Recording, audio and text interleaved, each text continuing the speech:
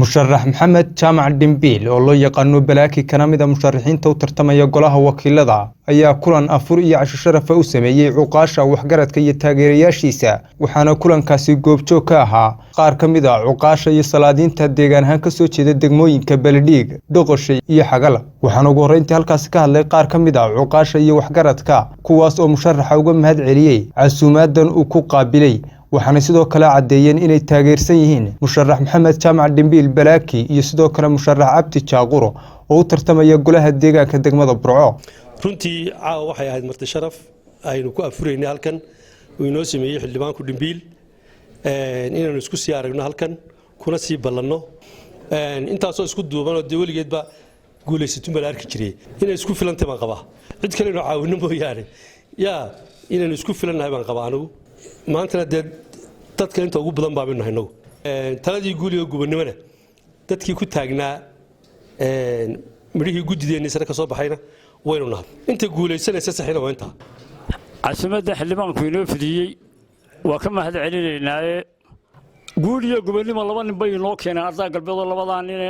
inana diyaar baynu ahay dhowr jeerna way lagu balaarujiyey annagu xasan iyo xuseen haddaanu nahay dowladtiigu ballan waxaanu qaadaynaa labadaa nin baanu soo saarnay insha allahu tacaala adduunku cod baa lagu kala foosayaa marka aanu isqiimaynay Soomaaliland maanta ninna cod nagaga qaadi maayo maadaama aanu nagaga qaaday waxaanu qiimaynaynaa oo sidana maayar iyo gudoomiye baarlamaan wada taageerayaal baynu nahay oo waxaynu taageerayaal u nahay labadaa musharax baynu kulligeen taageerayaal barbarkay ka baxdaa waa bakayla qareen shakina anigu kama qabo ilaa iyo hadda shaki aan arkaa ma jiro soo guulin bay muuqataa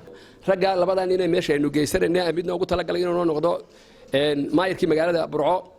inuu noqdo gudoomiyihii baarlamaanka Soomaaliland uu ku wadno insha Allah tacaala rag horeba say sheegeen codkeena farteena u haysta waxaan leedahay yaan la isdhigan sidii loo dagaalami karaa ha loo dagaalamo ilaahay musharaxyada ilaahay ay noo soo saaro baqdina runtii anigu ma qabo sida rag badan ka dhawaajiyeen ururkeena ururka weyno Burco ka sharaxanay umalan ma aynu jiraba gudiyadeena iyo odayaasheena iyo dumarkeena iyo dhalinyarada isku xidhnaadaan aynu campaign culus galayno runtii ku dadaali doonaa wixii madashu ahaydna waa la sheegay waxa madasha laga rajeynayana waa la sheegay halkaynu soconana waa la sheegay leeyahay gudiyaasha jira ee imaka samaysan ee ha fadhiistaan wixii lagu kordhinaya ha lagu kordhiyo baabuuradii bixi lahaa iyo kuwii kormeeri lahaa shaqada gudaha iyo shaqada dibadda iyo gaadiidkii soo geli lahaa inta aan doorasho dhicin weyn la diyaariyaa ragga insha Allah bismillaahi kariim mustaqbalka yeeshay ihanka yeeshay inaynan hiliyo hoogtoon kala hadhin